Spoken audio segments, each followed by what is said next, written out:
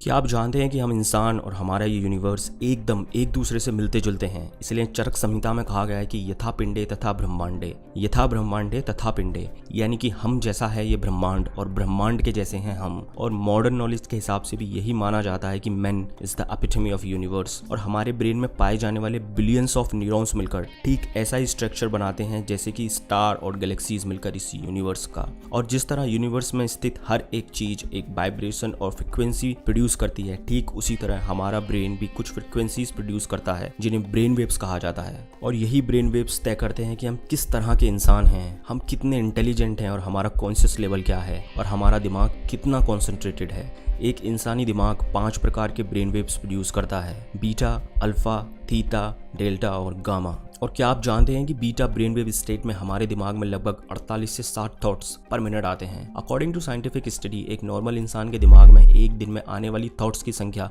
लगभग 60,000 से 80,000 होती है। और अगर आप 48 से 60 के बीच की कोई भी संख्या लेकर कैलकुलेशन करोगे तो उसका रिजल्ट आपको 60,000 से 80,000 के बीच ही मिलेगा। इसमें आप अपने सोने के समय को भी काउंट कर सकते हैं, क्योंकि सोने के दौरान थॉट्स कम हो जाते हैं लेकिन पूरी तरह से बंद नहीं होते। सो इस चीज से एक बात प्रूफ होती है कि एक नॉर्मल इंसान का दिमाग ज्यादातर समय बीटा स्टेट में रहता है। और इसी वजह से इतनी ज्यादा थॉट्स के चलते हम किसी भी चीज पर ठीक से कॉन्सेंट्रेट नहीं कर पाते हैं। और वहीं अगर अल्फा स्टेट की बात करें तो जब हमारा दिमाग अल्फा स्टेट में होता है तब हमारे दिमाग में 1 मिनट में लगभग 30 थॉट्स ही आते हैं। इसलिए अल्फा स्टेट को इतनी पावरफुल स्टेट कहा जाता है। इसी तरह से थीटा स्टेट में हमारे ब्रेन में लगभग 15 विचार ही आते हैं और डेल्टा स्टेट में लगभग 10 विचार, यानी कि सोने के दौरान भी हमारे दिमाग में विचार आते ही रहते हैं। इसलिए कहा जाता है कि केवल मेडिटेशन से ही हम अपने दिमाग को विचार शून्य कर सकते हैं। इसलिए योगी जैसा कहते हैं कि निर्विचार में ही ईश्वर बसते हैं। सो अगर आपने किसी भी तरीके से, चाहे वो मेडिटेशन हो या फिर कोई और तरीका, अगर आपने किसी भी तरीके से अल्फा ब्रेन वेव की स्टेट में रहना सीख लिया तो इस चीज का मतलब समझते हैं आप। सबसे पहले तो आपके ब्रेन में आने वाले 70,000 विचारों की संख्या घटकर 30,000 से 35,000 हो जाएगी। और इसके चलते आपका दिमाग इतना पावरफुल हो जाएगा कि दुनिया की कोई भी चीज आपके दिमाग के सामने टिक नहीं पाएगी। इस स्टेट में आने के बाद आप जो भी काम करोगे उस वर्क में आपका दिमाग इतनी फोर्स लगा देगा, इतनी एनर्जी लगा देगा कि उस काम के रिजल्ट देखकर आपके होश उड़ जाएंगे। आपका दिमाग इतना शांत रहने लगेगा, आपके दिमाग में इतने क्रिएटिव आइडियाज आने लगेंगे जिसके बारे में आपने कभी सोचा भी नहीं होगा। क्या आप जानते हैं कि संस्कृत में एक श्लोक है, वेदो अखिलो धर्म मूलम, यानी कि वेद ही सभी धर्मों के मूल आधार हैं। धर्म का यहाँ मतलब है नेचुरल लॉज और अनंता वेदा, यानी कि वेदों का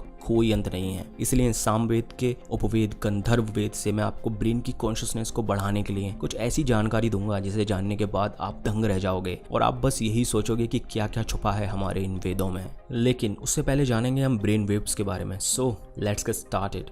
फर्स्ट है gamma brain waves. Gamma brain waves इंसान के ब्रेन में बनने वाली सबसे पावरफुल ब्रेन वेव्स होते हैं। इसलिए गामा ब्रेन वेव्स को जीनियस ब्रेन वेव्स भी कहा जाता है, क्योंकि गामा ब्रेन वेव्स की स्टेट में हम सुपर कॉन्शियसनेस यानी कि इस पूरे यूनिवर्सल कॉन्शियसनेस के क्षेत्र में पहुंच जाते हैं। देखो, जब कोई इंसान बहुत ज्यादा कॉन्सेंट्रेशन के साथ कोई वर्क करता है, कॉन्सेंट्रेशन ऐसा जहां कोई और विचार दिमाग में ना आए, या फिर मेडिटेशन के दौरान जब कॉन्सेंट्रेशन बहुत ज्यादा गहरा हो जाता है तब ब्रेन के दोनों हेमिस्फीयर सिंक्रोनाइज होने लगते हैं। और जब सिंक्रोनाइजेशन बहुत ज्यादा बढ़ जाता है तब brain gamma brain waves produce करने लगता है। इस स्टेट में पैरासिम्पैथेटिक नर्वस सिस्टम और सिंपैथेटिक नर्वस सिस्टम एक साथ काम करने लगते हैं और हमारे शरीर के लोअर चक्रास में पड़ी एनर्जी ब्रेन की तरफ बढ़ना शुरू कर देती है और ब्रेन में पाए जाने वाले थालमिक गेट को ओपन करते हुए पीनियल ग्लैंड को हिट करती है, जिसके चलते पीनियल ग्लैंड एक बहुत ही पावरफुल केमिकल DMT रिलीज करती है, जिसे गॉड मॉलिक्यूल भी कहा जाता है। और इस केमिकल के रिलीज होते ही हमारा दिमाग सुपर कॉन्शियसनेस के क्षेत्र में पहुंच जाता है। सुपर कॉन्शियसनेस मतलब इन्फिनिट इंटेलिजेंस। और इस स्टेट में पहुंचने के बाद ऐसा कुछ भी नहीं है जो एक दिमाग अचीव ना कर सके। इसलिए निकोला टेस्ला ने कहा था कि my mind is only the receiver, everything comes from the universe. लेकिन इस स्टेट को अचीव करना उतना भी आसान नहीं है जितना इस वीडियो में लग रहा होगा। हार्ड वर्क के बाद एक इंसान इस स्टेट तक पहुंच पाता है। सेकंड है beta brain waves. Beta brain waves 2 प्रकार के होते हैं। फर्स्ट है लोअर बीटा ब्रेन वेव्स। क्या आप जानते हैं कि सुबह मॉर्निंग में जैसे ही हम लाइट के संपर्क में आते हैं हमारा ब्रेन सेरोटोनिन नाम का एक केमिकल रिलीज करने लगता है और brain beta brain waves produce करने लगता है ताकि हम अपने इनर वर्ल्ड से निकलकर बाहर की दुनिया के साथ इंटरेक्ट कर सकें। बीटा स्टेट में आने के बाद ब्रेन सारे सेंसेस के थ्रू इंफॉर्मेशन लेना शुरू कर देता है ताकि हम डिसीजन ले सकें। सेकंड है हाई बीटा ब्रेन वेव्स। आज पूरी दुनिया में ज्यादातर लोग ओवर थिंकिंग के शिकार बने हुए हैं और इसी ओवर थिंकिंग के चलते आज पूरी दुनिया में स्ट्रेस, डिप्रेशन, एंजाइटी की प्रॉब्लम बढ़ती ही जा रही है। देखो, हमारे दिमाग की एक स्टेट होती है DMN, डिफॉल्ट मोड नेटवर्क। इस स्टेट के चलते हमारा दिमाग हमेशा कुछ ना कुछ सोचता ही रहता है, बार बार एक ही जैसे विचार ब्रेन में आते ही रहते हैं और इतने ज्यादा विचारों के चलते brain high beta brain waves produce करने लगता है, जिससे हमारी स्ट्रेस, एंजाइटी बढ़ने लगती है। स्ट्रेस के बढ़ते ही हमारे ब्रेन का एक हिस्सा एमिगडाला, जो फाइट और फ्लाइट यानी कि लड़ो या तो भागो वाली सिचुएशन के लिए रिस्पॉन्सिबल होता है, वो एक्टिवेट हो जाता है। और एमिगडाला के एक्टिवेट होते ही हमारा कॉन्शियस माइंड यानी कि हमारे दिमाग की सोचने विचारने की शक्ति कम हो जाती है। इसलिए आपने देखा होगा कि आजकल लोग कितने ज्यादा इंटॉलरेंस होते जा रहे हैं, छोटी छोटी बात पर एक दूसरे को मारने के लिए तैयार हो जाते हैं। ऐसा इसलिए होता है क्योंकि ऐसे लोगों का दिमाग ज्यादातर high beta brain waves state में रहता है। लेकिन क्या आप जानते हैं कि केवल 15 दिन मेडिटेशन करने के बाद एमिगडाला का साइज घटने लगता है, साथ ही साथ डिफॉल्ट मोड नेटवर्क के तार भी ढीले पड़ने लगते हैं। इसलिए मेडिटेशन को इतना पावरफुल कहा जाता है। नेक्स्ट है अल्फा ब्रेन वेव्स। क्या आप जानते हैं कि हमारी ये पृथ्वी 7.83 हर्ट्ज की एक फ्रिक्वेंसी रिलीज करती है, जिसे शर्मन रेजोनेंस कहा जाता है। और इस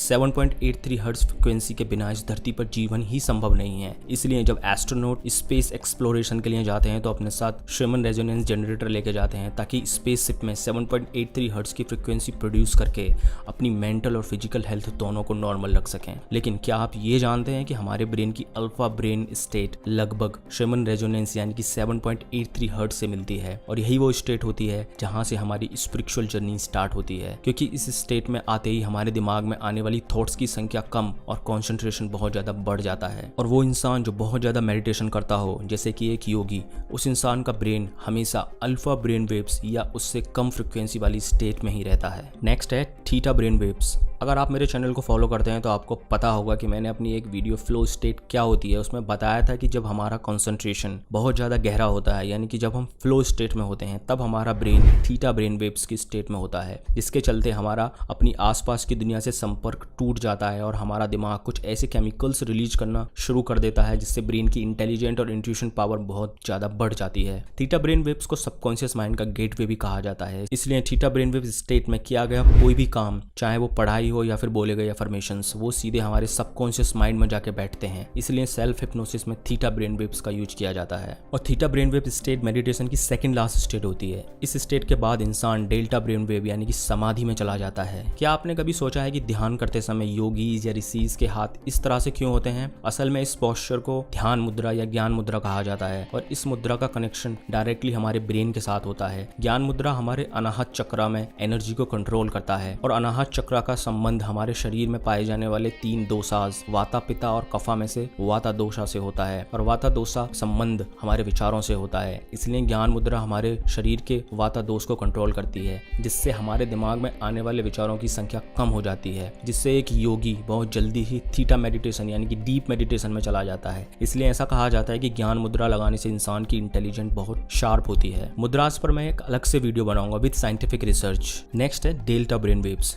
जब हम बहुत ज्यादा गहरी नींद में होते हैं तब हमारे ब्रेन में डेल्टा ब्रेन वेव्स डोमिनेंट होती हैं। गहरी नींद में सोया हुआ इंसान और समाधि में गया हुआ योगी के बीच में कोई ज़्यादा फर्क नहीं होता। अगर फर्क होता है तो बस इतना कि गहरी नींद में हम बिल्कुल अनकॉन्शियस होते हैं, जबकि समाधि में डूबा हुआ साधु अपने इनर वर्ल्ड में कॉन्शियस होता है। इसलिए भगवान श्री कृष्ण ने गीता में कहा है कि जब पूरी दुनिया सोती है तब एक योगी जागता है, यानी कि जब पूरी दुनिया गहरी नींद में बेहोश होकर सोती है, उस स्टेट में भी योगी अपनी पूरी चेतना के साथ जगा हुआ होता है। समाधि सच में एक बहुत हाईएस्ट ऑर्डर है जिसे बहुत कम लोग ही अचीव कर पाते हैं। सो ये तो हुआ ब्रेन वेव्स के बारे में। अब मैं आपको बताऊंगा कि कैसे हम इन ब्रेन वेव स्टेट को कंट्रोल कर सकते हैं, लेकिन उससे पहले जानते हैं बाइनरल बीट्स के बारे में। बाइनरल बीट्स आजकल की मॉडर्न सोसाइटी में इतने ज्यादा पॉपुलर हैं कि अगर आप यूट्यूब पर बाइनरल बीट्स सर्च कर लो तो आपको लाखों वीडियोस ये दावा करते हुए मिल जाएंगे कि फोकस बढ़ाना है तो ये वाली बाइनरल बीट सुन लो, कंसंट्रेशन चाहिए तो ये वाली सुन लो, और तो और भाई अगर आपको बुद्धा जैसा एनलाइटनमेंट चाहिए तो वो बाइनरल बीट्स भी आपको यूट्यूब पर मिल जाएंगे। बहुत सारे लोग प्रॉपर रिसर्च किए बिना ही और ये जाने बिना ही कि बाइनरल बीट्स किस तरह से हमारे दिमाग को डैमेज कर सकते हैं, यूट्यूब पर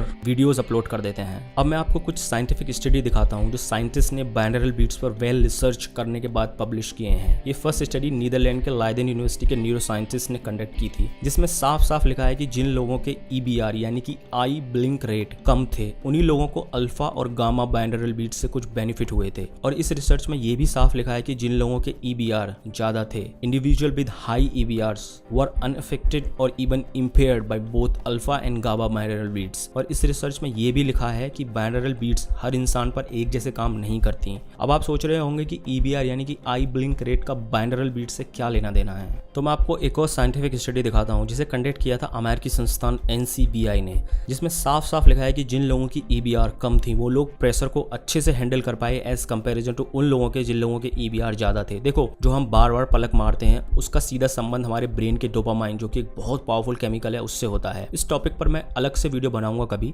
लेकिन यहाँ मैं आपको बाइनरल बीट्स की एक वेबसाइट दिखाता हूँ जिस पर बाइनरल बीट्स को लेकर मेडिकल वार्निंग साफ साफ लिखी हुई है कि using product that stimulate theta brain waves is not recommended for people with ADD। ADD मतलब अटेंशन डेफिसिट डिसऑर्डर, यानी कि वो लोग जो ठीक से कॉन्सेंट्रेट नहीं कर पाते हैं, उन लोगों के लिए थीटा बाइनरल बीट्स यूज करना खतरनाक हो सकता है। अब आप इस बात से अंदाजा लगा सकते हैं कि बाइनरल बीट्स यूज करना कितना रिस्की हो सकता है। अब मैं ऐसा नहीं बोल रहा हूँ कि बाइनरल बीट्स के फायदे नहीं होते, बेशक फायदे होते होंगे, लेकिन शॉर्टकट यूज करने की क्या जरूरत है जब हमारे पास इस बाइनरल बीट्स से भी ज्यादा पावरफुल टेक्निक्स हैं, जैसे कि मंत्रा। ऐसा माना जाता है कि हिंदू धर्म में 33 कोटि देवी देवता हैं। ये बात तो हम सब जानते हैं। जो हम नहीं जानते हैं वो है इसके पीछे का लॉजिक, इसके पीछे की साइंस। जैसा हम सब जानते हैं कि हमारे रिलीजन में हर एक देवी देवता किसी न किसी चीज से जुड़े हुए होते हैं और उनसे जुड़ा हुआ होता है एक मंत्र। जैसे कि देवी सरस्वती ज्ञान और बुद्धि से, देवी लक्ष्मी धन और दौलत से, ऐसे ही सो एंड सो फोर्थ। देखो, मंत्र का कोई स्पेसिफिक मीनिंग नहीं होता, क्योंकि मीनिंग केवल हमारे दिमाग के लिए होते हैं। यूनिवर्स का मीनिंग से कुछ लेना देना नहीं होता। यूनिवर्स का मतलब होता है वाइब्रेशन, फ्रिक्वेंसी और एनर्जी से। और जब हम मंत्र पढ़ते हैं तो उस मंत्र के साउंड से जो वाइब्रेशन और फ्रिक्वेंसी हम प्रोड्यूस करते हैं वो यूनिवर्स से ठीक वही चीज मैनिफेस्ट करती है जो कि उस मंत्र से जुड़ी हुई होती है। इसलिए हर देवी देवता एक स्पेसिफिक चीज से जुड़े होते हैं और उनसे जुड़ा हुआ होता है एक मंत्र। और जब हम वो मंत्र पढ़ते हैं तो वो एक स्पेसिफिक चीज जो उस मंत्र से जुड़ी होती है हमारी लाइफ में मैनिफेस्ट होने लगती है। इसलिए कहा जाता है कि मंत्र का उच्चारण एकदम सही होना चाहिए, क्योंकि उच्चारण के गलत होते ही उस मंत्र से निकलने वाली वाइब्रेशन और फ्रिक्वेंसीज ही चेंज हो जाएंगी और तब आप उस पर्टिकुलर एनर्जी को मैनिफेस्ट नहीं कर पाएंगे। मंत्र अपने आप में एक बहुत पावरफुल चीज है। मंत्र आपकी भौतिक और स्पिरिचुअल लाइफ को इस तरह से चेंज करने की ताकत रखते हैं जिसके बारे में आपने कभी सोचा भी नहीं होगा। और दुनिया का सबसे पावरफुल मंत्र है ओम। चाहे कोई भी मंत्र हो,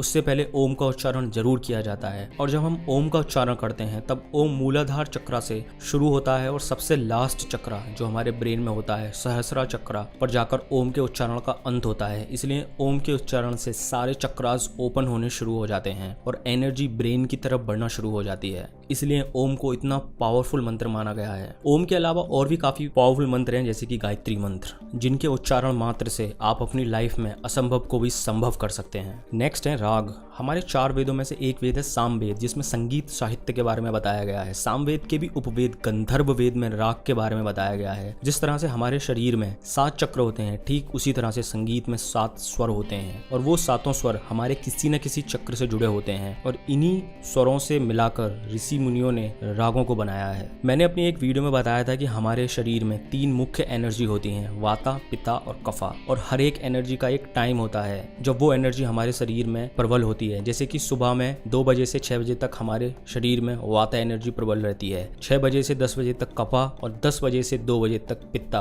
इस प्रकार से ये साइकिल पूरे दिन चलता है। इसीलिए इन्हीं एनर्जी और दिन शुरू होने से रात होने तक जो वातावरण में चेंजेस होते हैं उसके बेसिस पर राग को बनाया गया है। फॉर एग्जाम्पल, मूलाधार चक्र के लिए होता है हंस ध्वनि राग, जिसको सुना जाता है केवल और केवल इवनिंग में। स्वादिष्ठान चक्र के लिए होता है यमन राग, जिसे केवल शाम को ही सुना जाता है। मणिपूर्णा चक्र के लिए होता है मलकन राग, जिसकी टाइमिंग होती है नाइट। अनाहत चक्र के लिए होता है अहीर भैरव, जिसकी टाइमिंग होती है मॉर्निंग। विशुद्धि चक्र के लिए होता है देश राग, जिसकी टाइमिंग होती है इवनिंग। अग्नि चक्र के लिए होता है भागेश्वरी राग और इस राग की टाइमिंग होती है नाइट। ऐसे ही सहस्रा चक्र के लिए होता है दरबारी राग और इसकी टाइमिंग होती है नाइट। अब इसके अलावा एक चक्र के लिए एक से ज्यादा राग हो सकते हैं और जिनकी टाइमिंग भी अलग अलग हो सकती है। मैंने कुछ वेबसाइट्स की लिंक डिस्क्रिप्शन में दी है, आप वहां से राग और उसकी टाइमिंग को चेक कर सकते हैं। सो इसलिए राग भी बहुत पावरफुल होते हैं हमारी कॉन्शियसनेस को इंक्रीज करने के लिए। अगर आप साइंटिफिक भाषा में भी बात करें तो राग बहुत ही पावरफुल टेक्निक है हमारी ब्रेन वेव्स को चेंज करने के लिए। दुनिया में ज्यादातर लोग दिन भर हाई बीटा ब्रेन वेव्स की स्टेट में रहते हैं, यानी कि अशांत, एजिटेटेड और इम्पल्सिव। लेकिन जब हम राग सुनते हैं तो हमारी ब्रेन वेव्स सिंक्रोनाइज होना शुरू हो जाती हैं और हम धीरे धीरे अल्फा अल्फा ब्रेनवेव स्टेट की तरफ बढ़ना शुरू कर देते हैं, उसके बाद थीटा और फिर